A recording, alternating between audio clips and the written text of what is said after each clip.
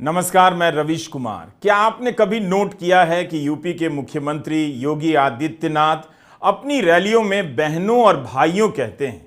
ये तो पता ही होगा कि नरेंद्र मोदी भाइयों और बहनों कहते हैं। क्या ये बात नोट करने लायक भी है? योगी और मोदी की राजनीति है तो एक ही, मगर थोड़ी दूरी नजर आती है।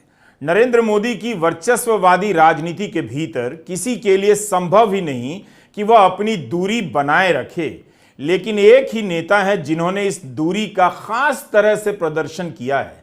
यह बड़ी बात नहीं है कि नरेंद्र मोदी भाइयों और बहनों कहते हैं, योगी आदित्यनाथ बहनों और भाइयों कहते हैं, लेकिन बात तो है।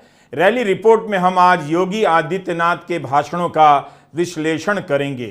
आयुष्मान का कार्ड नहीं है तो बहनों और भाइयों, हम उसको लोग कहते हैं कि भाई विधायक का, सांसद का, जिला पंचायत अध्यक्ष का या किसी कार्यकर्ता का पत्र नहीं है तो भी वो स्वयं भी मेरे पास पत्र भेजता है, तो हम उसको उपचार का खर्चा अपनी ओर से भेजते हैं। मैं कहता हूं जाओ उपचार कराओ, निश्चिंत होकर उपचार करना, चिंता मत करना, उपचार कराओ। आप ये वीडियो पूरा देखिएगा शुरू से अंत तक।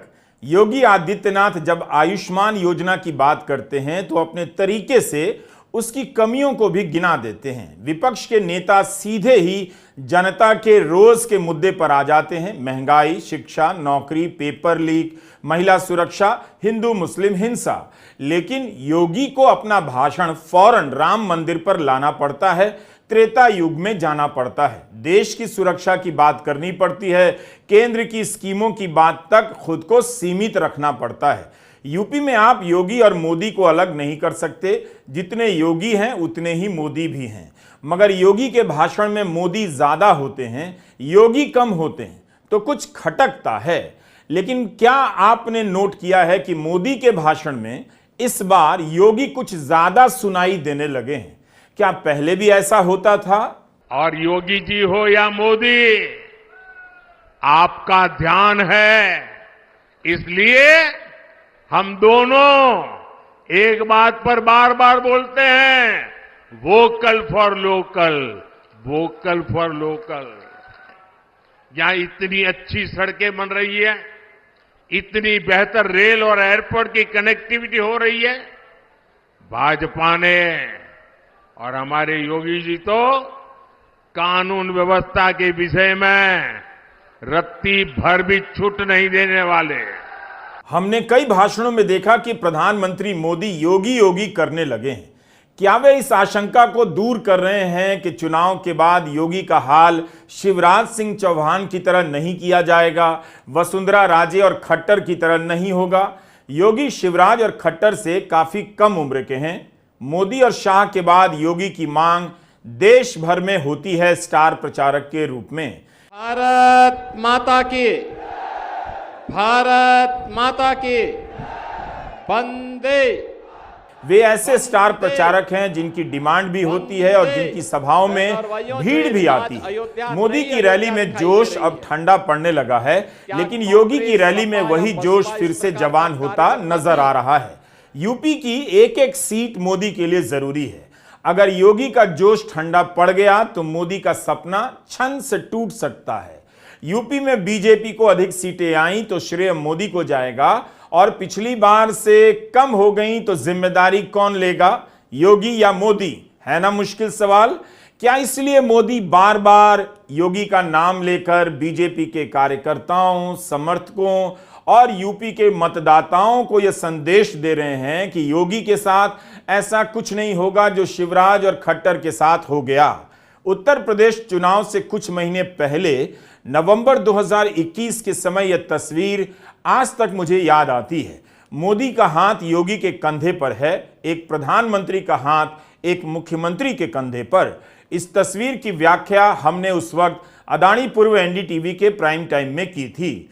इस फोटो के जरिए मोदी क्या बताना चाह रहे थे? योगी के बॉस हैं, योगी तभी तक हैं जब तक मोदी का हाथ उनके कंधे पर है। योगी के कंधे पर हाथ रखने वाले मोदी के भाषण में इस बार योगी का जिक्र भी बॉस की तरह होने लगा है, किसी आते हुए बॉस की तरह। उस दिन योगी को कैसा लगा होगा जब प्रधानमंत्री ने उनके कंधे पर हाथ रखा होगा? पिछले 30-40 साल की राजनीति में मैंने ऐसी तस्वीर नहीं देखी कि मुख्यमंत्री के कंधे पर प्रधानमंत्री का हाथ रखा हो। अगर योगी योगी करने के पीछे यही वजह है तो मोदी खुलकर क्यों नहीं बोल देते हैं कि योगी जी ही यूपी में रहेंगे, यूपी में योगी जी को कोई नहीं हटाएगा। मुझे लगता है कि हालत खराब होने और हालात बदलने पर प्रधानमंत्री मोदी यह भी बोल देंगे जैसे ही संकेत मिलने लगेंगे कि अगले चरणों में बीजेपी की हालत अच्छी नहीं है। मोदी राम का नाम तो जपेंगे लेकिन योगी का नाम और जोर से जपने लग जाएंगे। हो सकता है कि बोल ही दें कि योगी ही यूपी हैं और यूपी ही योगी हैं। यूपी हाथ से निकल गया तो यूपी में तो योगी रह जाएंगे मगर देश भर में मोदी नहीं रह पाएंगे।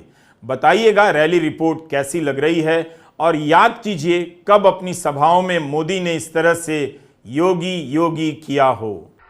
और जो लोग योगी जी की पहचान सिर्फ बुलडोजर से करते रहते हैं, मैं उनकी जरा आंखें खोलना चाहता हूं,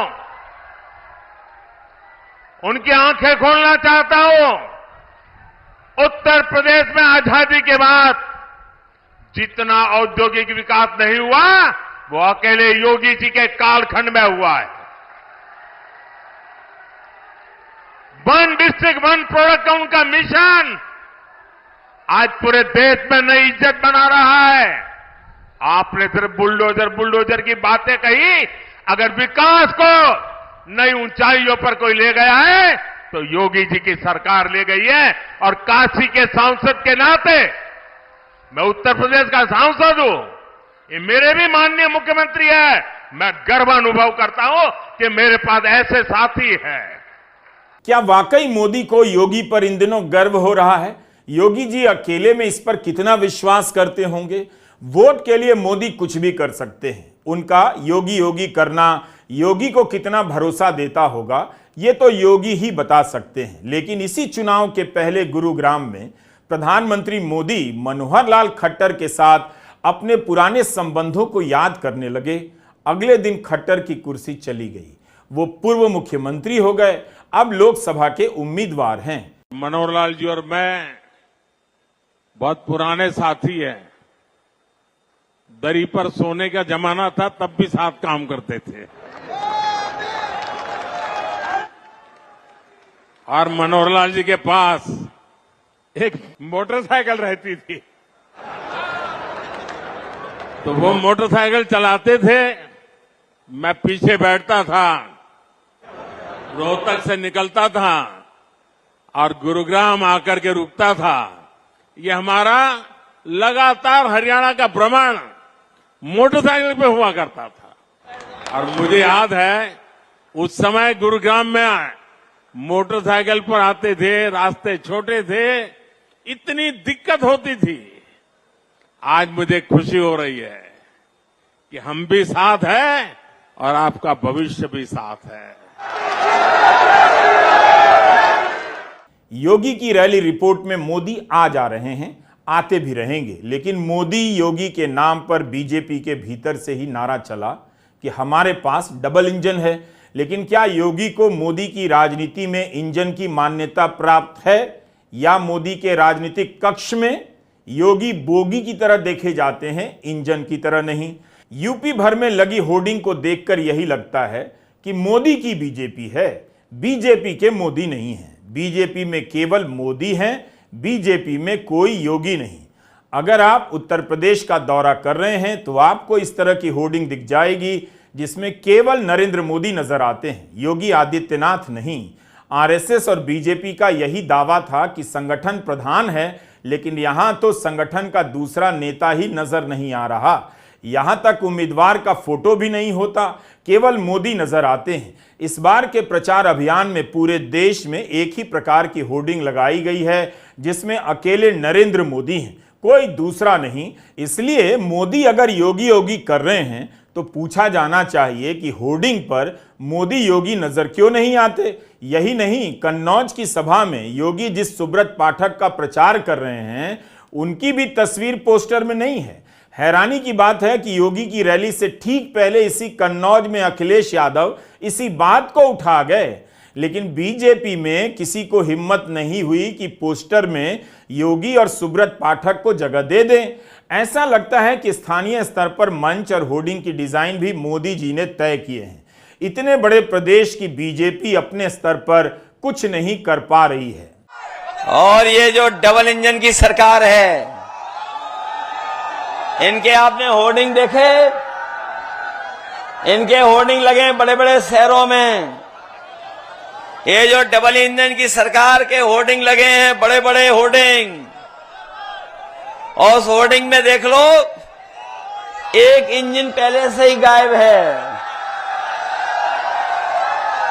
और जो कन्नौज का खटारा इंजन है उसको जगह ही नहीं मिली है, उन्होंने पहले ही गायब कर दिया उसको।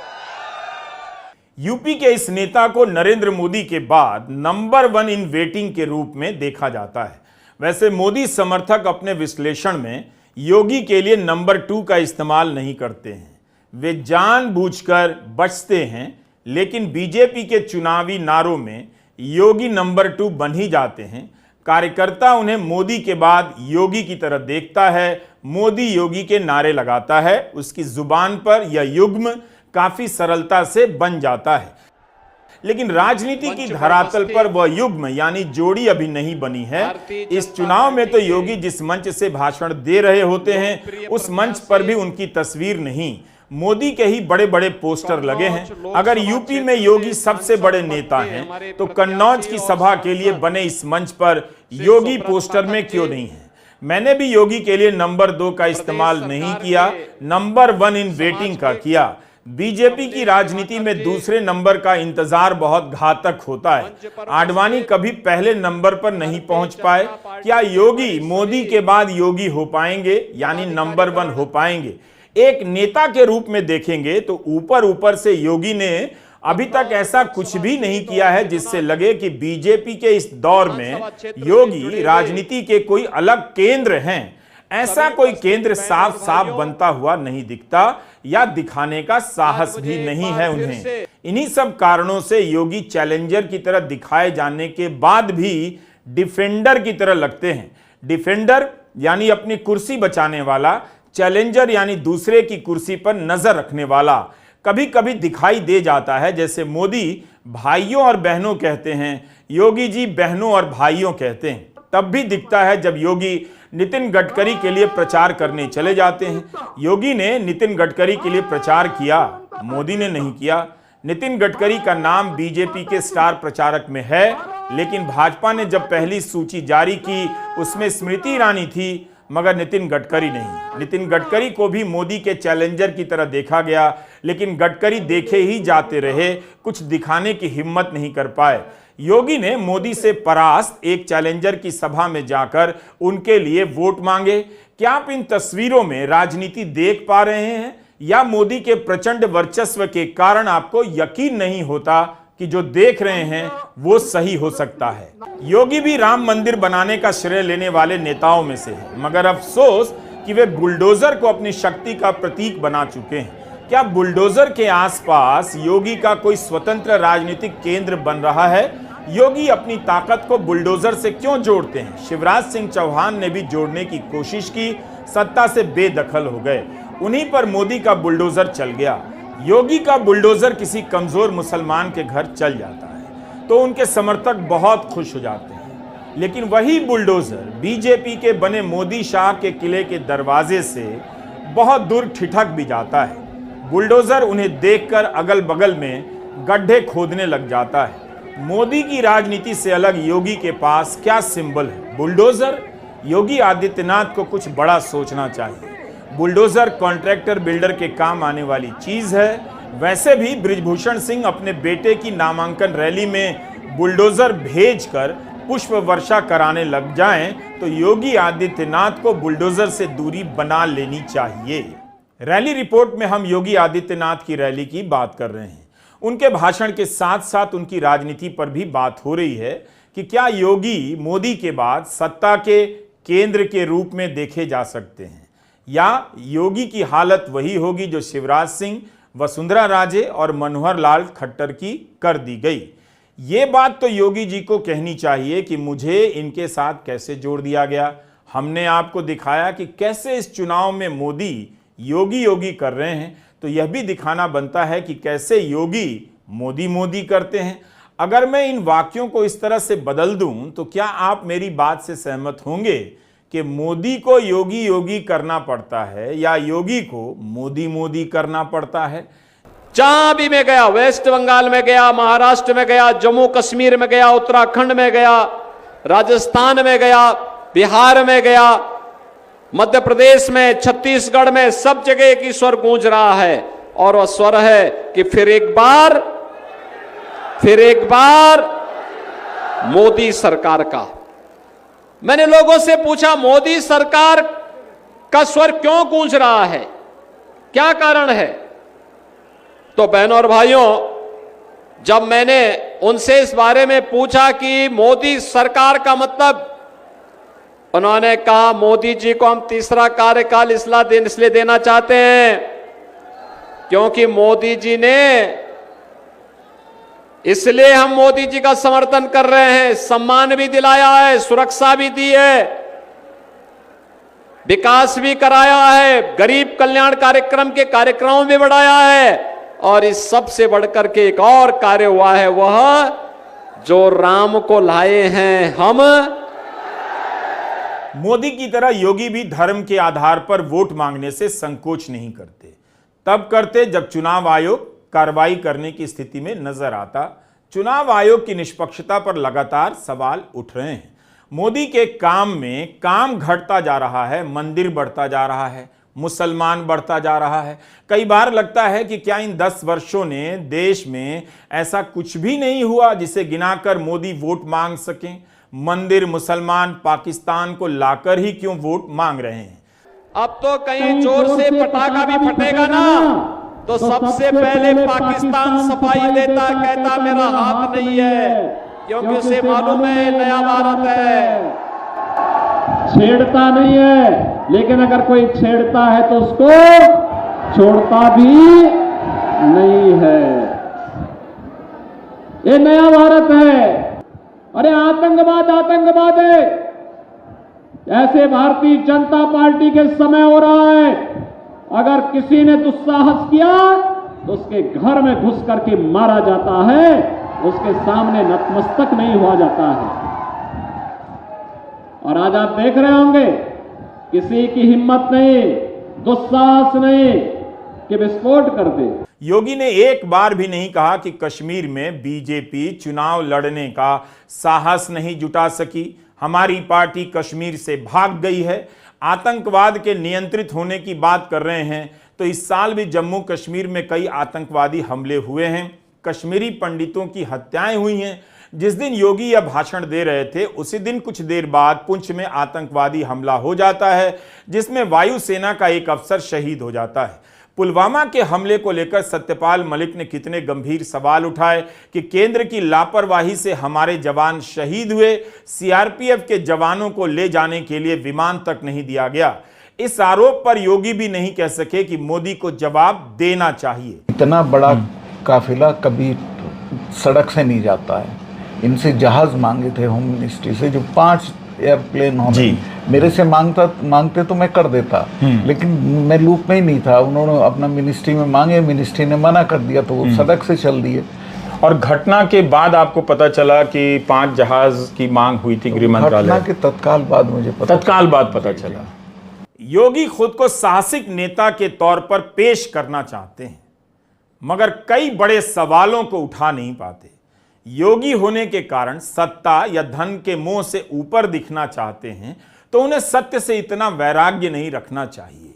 योगी को बताना चाहिए कि अग्निवीर योजना कैसे बेहतर योजना है। अगर यह बेहतर योजना है तो मोदी इसका प्रचार क्यों नहीं कर रहे? योगी अग्निवीर को बेहतर क्यों नहीं बता रहे?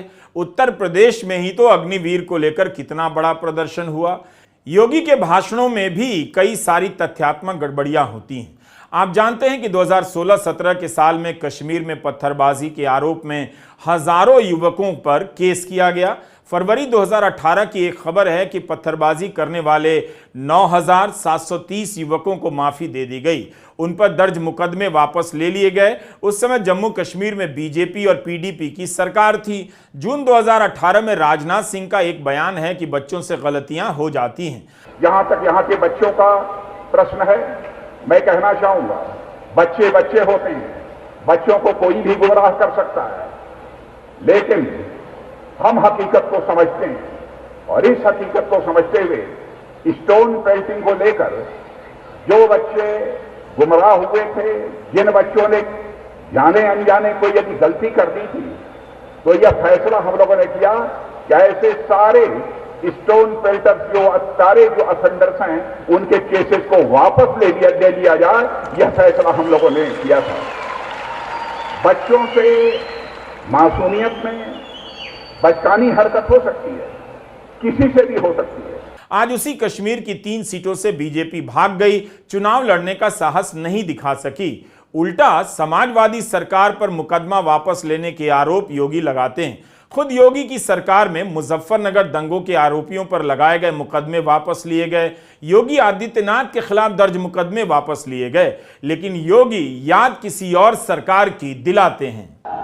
बहनों और भाइयों, आस्था पर भी प्रहार हो रहा था और साथ साथ न्यायपालिका पर भी और सुरक्षा बलों पर भी, और समाजवादी पार्टी के लोग बेशर्मी के साथ इन आतंकवादियों के मुकदमों को वापस ले रहे थे। योगी किसी केस का नाम लेकर नहीं कहते जिससे साफ हो सके कि किस आतंकवादी के खिलाफ मुकदमा वापस लिया गया, इसलिए फैक्ट चेक करना मुश्किल हो जाता है। हमने 9 फरवरी के अपने वीडियो में इसका पर्दाफाश किया था, जब यह दावा किया गया कि यूपी तमिलनाडु से आगे निकल गया है। यह पूरी तरह से गलत था, भ्रामक था। कांग्रेस के मैनिफेस्टो को लेकर झूठ तो बोला ही जा रहा है। जिस विकास के दम पर बीजेपी चुनाव लड़ रही है, उस विकास को लेकर भी झूठ बोलने लग जाती है। योगी को भी बतौर स्टार प्रचारक मैनिफेस्टो वाले झूठ का प्रचार करना पड़ता है। यह कहना पड़ता है कि कांग्रेस गौ हत्या का समर्थन करेगी क्योंकि खान पान की आज़ादी की बात की गई है। इस प्रदेश में छुट्टा मवेशी की कितनी समस्याएं हैं, योगी उस पर कोई बात नहीं कहते, पूरी तरह से किनारा कर जाते हैं और लोग ताली बजाते रह जाते हैं। योगी के भाषण में सबसे अधिक तालियां गौ हत्या, माफिया और मंदिर पर बजती हैं। ये सब हटा दीजिए तो इनके भाषण में भी कुछ नहीं बचता है। कांग्रेस ने अपने मैनिफेस्टो में कहा है कि कांग्रेस यह सुनिश्चित करेगी कि प्रत्येक नागरिक की तरह अल्पसंख्यकों को भी पोशाक, खान पान, भाषा और व्यक्तिगत कानूनों की स्वतंत्रता हो। कांग्रेस ने कहीं गौ मांस खाने की आज़ादी की बात नहीं की है, लेकिन योगी आदित्यनाथ ने इसका मतलब पूरा बदल दिया। जैसे कांग्रेस के मैनिफेस्टो में कहीं भी मंगलसूत्र नहीं है, मगर मोदी ने कहना शुरू कर दिया, कांग्रेस माताओं बहनों के मंगलसूत्र लेकर मुसलमानों को दे देगी। यही वो बिंदु है जहां मोदी और योगी एक समान हो जाते हैं। मोदी में भी योगी और योगी में भी मोदी नजर आते हैं। बेहतर है आप नाम और चेहरा ना देखें, उस राजनीति को देखें जिससे नफरत की यह धारा निकलकर आती है। योगी जब भी ऐसी बातें करते हैं, भीड़ में जोश भर आता है। इसके बाद भी यूपी के 2 चरणों में मतदान प्रतिशत बहुत कम हुआ, लेकिन भाषणों में मुसलमान, पाकिस्तान और गौमांस बढ़ता ही जा रहा है। मैं पूछना चाहता हूं, अल्पसंख्यक और बहुसंख्यक में कौन सा ऐसा खाना है जो बहुसंख्यक पसंद नहीं करता है और अल्पसंख्यक पसंद करता है? वह तो केवल गोमांस है। क्या कांग्रेस और सपा के लोग देश के अंदर गौ हत्या करने की अनुमति देंगे? हम तो नहीं स्वीकार करेंगे। हम तो नहीं स्वीकार करेंगे। कोई गौ हत्या करेगा, गौ हत्या करने के पहले उसके जहन्नुम के रास्ते खोल दिए जाएंगे। इलेक्टोरल बॉन्ड का जब पर्दाफाश हुआ, तब यह जानकारी निकल कर आई कि बीफ का निर्यात करने वाली कंपनियों ने बीजेपी को 2 करोड़ और एकीकृत शिवसेना को 5 करोड़ का चंदा दिया है। यह भी रिपोर्ट आती रही कि भारत का बीफ निर्यात बढ़ गया है। 2023 की तीसरी तिमाही में भारत का बीफ निर्यात $816 मिलियन का हो गया, जो 2022 की तीसरी तिमाही में $695 मिलियन का था। भारत दुनिया का दूसरा बड़ा बीफ निर्यातक है। यूपी में आवारा पशुओं की समस्या विकराल हो गई है। इन्हें पकड़कर गौशालाओं में पहुंचाने के कई आदेश और निर्देश योगी आदित्यनाथ के मिल जाएंगे, मगर आवारा पशु जिन्हें सांड कहा जाता है कब कहां से निकल आता है पता नहीं चलता। आए दिन अखबारों में सांड के हमले से किसी न किसी के मारे जाने की खबर आती है। अगस्त 2023 की एक मीडिया रिपोर्ट है, उसके अनुसार उस साल के पहले 6 महीने में 14 लोग आवारा पशुओं के हमले में मारे गए। अक्टूबर 2022 में योगी आदित्यनाथ ने सांड के हमले में मारे गए लोगों के परिजनों को 4 लाख रुपए का मुआवजा देने का निर्णय लिया।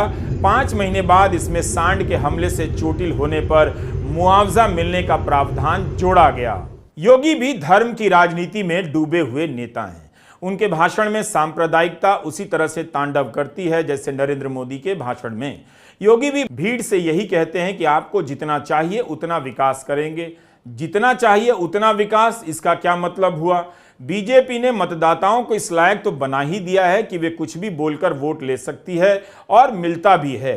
जितना चाहिए उतना विकास आप भी ले लीजिए। लोकसभा क्षेत्र बड़ा है, सुब्रत पाठक को अन्य क्षेत्रों में भी समर्थन वोट लोगों से अपील करने के लिए, सभा करने के लिए जाना होगा। और इसके लिए मैं आपसे कहूंगा कि समाजवादी पार्टी की जमानत जब्त करिए बहनों और भाइयों। विकास जितना चाहिए आप बताइए, आपके विदुना में भी और कन्नौज में उतना विकास होगा। सहमत हैं? सहमत हैं? घर घर जाएंगे, मोदी जी का संदेशा लेकर के जाएंगे। विकास लगता है यहां आलू है। 2 किलो विकास चाहिए, 2 किलो विकास मिलेगा। 5 किलो विकास चाहिए, 5 किलो विकास मिलेगा। नेता अपनी जनता के बीच किस तरह से संवाद करते हैं हमेशा गंभीरता से देखना चाहिए, भले आप उनके आलोचक हों। हमें पता है कि अब मिडिल क्लास रैलियों में नहीं जाता है, उससे घर बैठकर हमारी रैली रिपोर्ट धीरज के साथ देखनी चाहिए। मोदी और योगी के भाषणों में सांप्रदायिकता अलग अलग तरीके से प्रदर्शित होती है।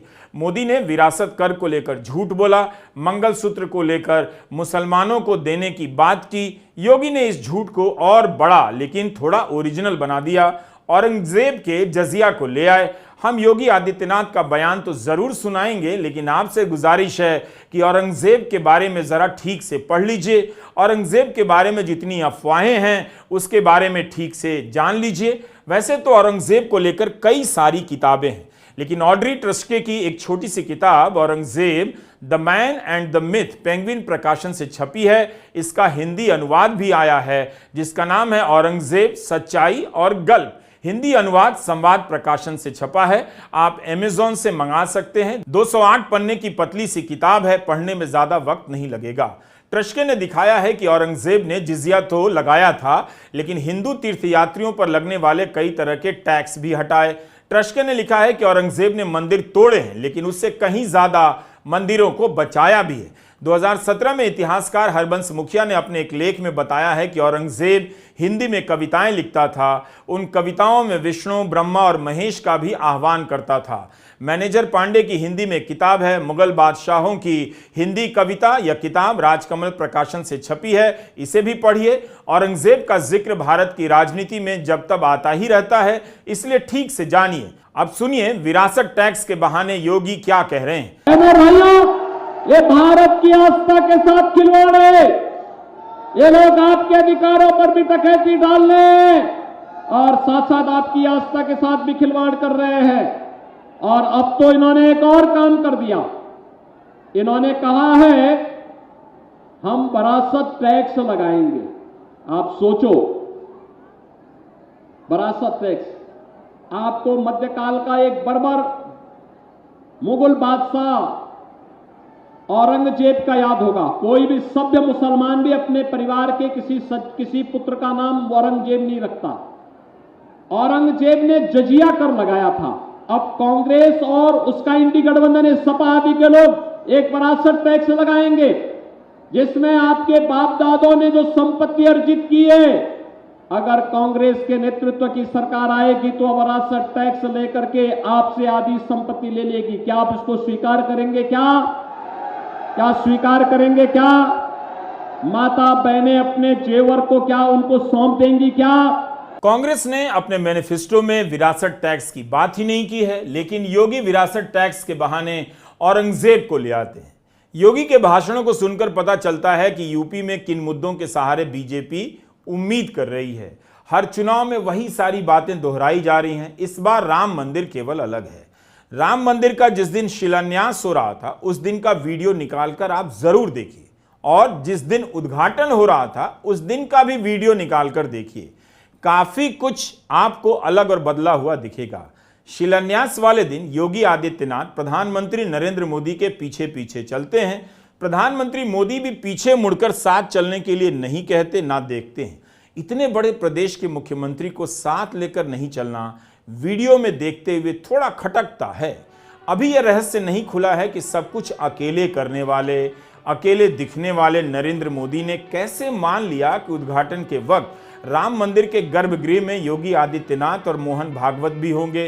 राम मंदिर के उद्घाटन के वक्त जहां अमित शाह नजर नहीं आए, राष्ट्रपति नजर नहीं आई, कैबिनेट का कोई दूसरा मंत्री नजर नहीं आया, लेकिन मोदी के साथ योगी नजर आए। मोहन भागवत के साथ योगी थे, जो मोदी किसी को अपने साथ लेकर नहीं चलते हैं। यहां भी साथ साथ कुछ भी नहीं कर रहे थे, लेकिन साथ साथ 2-3 चेहरे दिखाई दे रहे थे। अगर यूपी के मुख्यमंत्री होने के नाते यह दावेदारी उनकी बनती थी, तो फिर उसी यूपी में राम मंदिर के पोस्टर पर केवल मोदी हैं, योगी क्यों नहीं? आस्था के नाम पर बीजेपी के प्रचार पोस्टरों पर एक ही आस्थावान है, नरेंद्र मोदी, योगी आदित्यनाथ क्यों नहीं? मगर यहां भी योगी अलग नजर आते हैं। आप देखेंगे कि योगी मोदी के पीछे नजर आएंगे, कद में भी वीडियो कैमरे के जरिए दूर दिखाए जाते हैं। उपासक या उद्घाटनकर्ता के रूप में मोदी पहले सब कुछ करते हैं, कैमरा उन्हीं को फॉलो करता है, लेकिन बाद में योगी भी दिख जाते हैं, जैसे फ्रेम में कोई अचानक आ गया या मेन कैरेक्टर के चले जाने के बाद वीडियो के लास्ट में बाकी लोग भी दिखने लग जाते हैं। योगी आदित्यनाथ स्वायत्त राजनेता हैं। मुख्यमंत्री बनने से पहले मैंने उनकी वेबसाइट पर एक लेख लिखा। वह लेख अभी नहीं मिल रहा है, लेकिन उस वक्त यही नोट किया कि योगी की अपनी वेबसाइट पर कोई मोदी नहीं है, कोई संघ नहीं, केवल योगी हैं और उनका संगठन है। इस बात ने मुझे काफी हैरान किया था, क्योंकि 2014 में जहां सारी बीजेपी मोदी मोदी कर रही थी, योगी की वेबसाइट पर केवल योगी योगी थे। 2017 में योगी आदित्यनाथ मुख्यमंत्री बनते हैं, इसलिए पोस्टर पर योगी नहीं है, वीडियो में योगी पीछे दिखते हैं। इसे लेकर अभी अंतिम फैसला मत दीजिए। योगी संघ की शाखा से भले ना आते हों, उनकी राजनीति में संघ दिखाई देता है। योगी गोरखनाथ की परंपरा के हैं, लेकिन हिंदुत्व की राजनीति से अलग होकर राजनेता भी नहीं बन सकते। धर्म की राजनीति पर इतना खुलकर बोलने वाले योगी को कभी आपने प्रधानमंत्री की तरह धार्मिकता का इस तरह प्रदर्शन करते देखा है? संसद के उद्घाटन के वक्त प्रधानमंत्री ने साष्टांग किया, 5 मई को राम मंदिर में फिर से साष्टांग किया, और यह फोटो हर जगह छपते हुए पहुंचा दी गई। लेकिन योगी आदित्यनाथ मोदी की तरह तरह तरह की धार्मिक भंगिमाओं से दूरी बनाते हैं।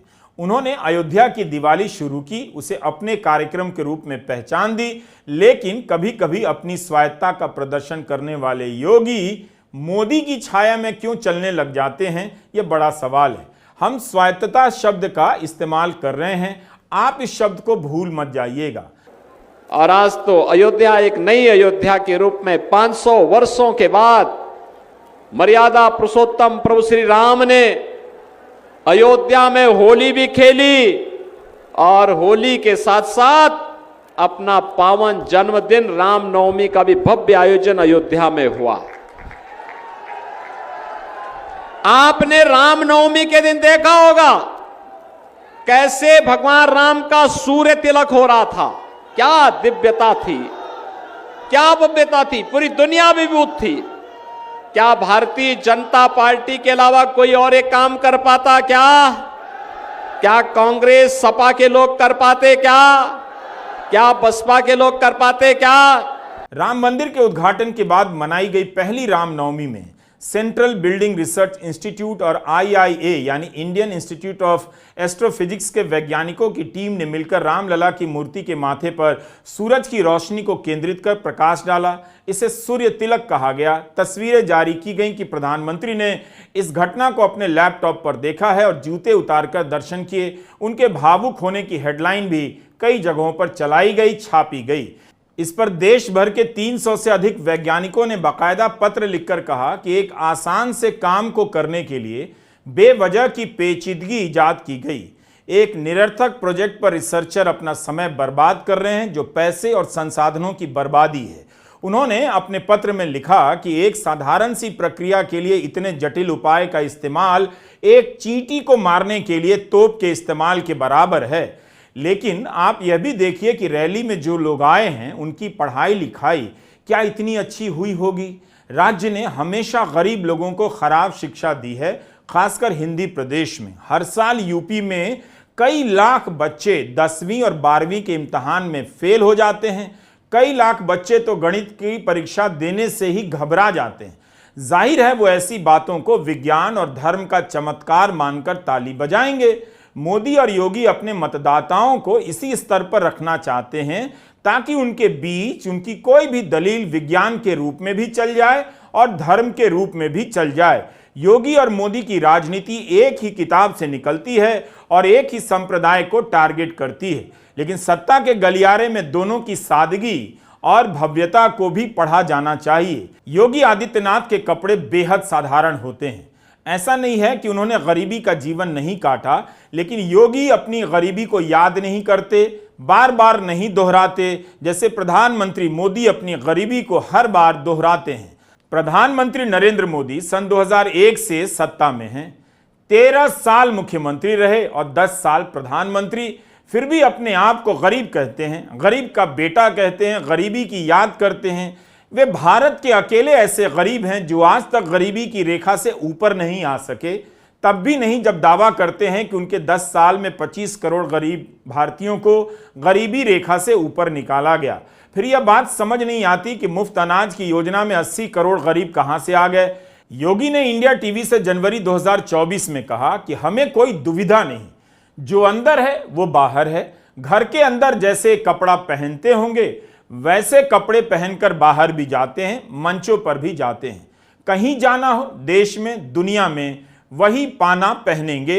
ऐसा थोड़े है कि अलग अलग जगह अलग अलग पाना पहन करके लोगों को बेवकूफ बनाएंगे। ये कोई रंगमंच नहीं है। उनकी इस बात को याद करते हुए अलग अलग कपड़ों में शहंशाह की तरह नजर आने वाले नरेंद्र मोदी और रंगमंच को याद कीजिएगा। मोदी स्मार्ट हैं, इटावा की रैली में खुद को योगी जी जैसा बताने लग गए। ये सपा कांग्रेस वाले क्या कर रहे हैं? ये चुनाव लड़ रहे हैं अपने भविष्य के लिए, अपने बच्चों के भविष्य के लिए। और मोदी किसके लिए खप रहा है? मैंने तो आगे पीछे कुछ रखा ही नहीं है। योगी जी भी वैसे और मोदी जी भी ऐसे है। योगी के भाषण में माफिया का जिक्र आता है। वे माफिया को एक खास राजनीतिक और धार्मिक अर्थ में पेश करते हैं, जिसके जवाब में समाजवादी उन माफियाओं के नाम पेश करने लग जाती है जिनके नाम के आगे अंसारी की जगह सिंह लगता है, तिवारी लगता है। इससे पहले कि आप यह वीडियो देखते हुए ऐसे किसी नतीजे पर पहुंच जाएं कि यूपी में मोदी का जलवा है या योगी का दबदबा, आप जौनपुर में जो हुआ उस पर नजर डालिए, कैसरगंज में जो हुआ उस पर नजर डालिए। एक एक सीट बचाने के लिए किसे टिकट दिया जा रहा है, किसका टिकट काटा और कटवाया जा रहा है, वह भी तो देखिए। बृजभूषण सिंह का टिकट काटकर भाजपा उनके बेटे करण भूषण सिंह को टिकट देती है। मुंबई कांग्रेस की राजनीति से जुड़े कृपाशंकर सिंह पर भ्रष्टाचार के आरोप लगाती है। ईडी उनकी संपत्ति की जांच करती है, फिर उन्हें बीजेपी में ले आती है और फिर उन्हें जौनपुर से उम्मीदवार बनाती है। जौनपुर से श्याम सिंह यादव बसपा के सांसद थे, उनका टिकट कट गया। उनकी जगह धनंजय सिंह की पत्नी श्रीकला धनंजय सिंह को टिकट दिया गया। श्रीकला का नामांकन भी हुआ, मगर अब श्रीकला का टिकट काटकर बसपा ने फिर से श्याम सिंह यादव को टिकट दे दिया है। चर्चा यह भी है कि धनंजय की पत्नी श्रीकला ने चुनाव लड़ने से ही मना कर दिया। उन पर किसी और मुकदमे के कारण दबाव था। लेकिन मायावती ने बस्ती से दयाशंकर मिश्रा का भी टिकट काटा है। दयाशंकर मिश्रा बीजेपी को टक्कर देने की स्थिति में बताए जा रहे थे। इन सब के पीछे कई तरह की थ्योरी चल रही है कि बीजेपी इसके पीछे हो सकती है। कहा जा रहा है कि सीतापुर में आकाश आनंद पर एफआईआर हुई, उसके कारण यह सब खेल हुआ। मायावती ने आकाश आनंद की कई सभाएं रद्द कर दी हैं। बस्ती, जौनपुर और कैसरगंज की सीट मोदी और योगी अपनी लोकप्रियता की दम पर अगर जीत सकते थे तो इतना कुछ नहीं सहना पड़ता और न करना पड़ता। कैसरगंज और जौनपुर की सीट का फैसला किसी और फैक्टर से हो रहा है। ये वही फैक्टर है कि मोदी अपनी सभाओं में योगी योगी कर रहे हैं और योगी मोदी के लिए प्रचार कर रहे हैं। नमस्कार, मैं रवीश कुमार।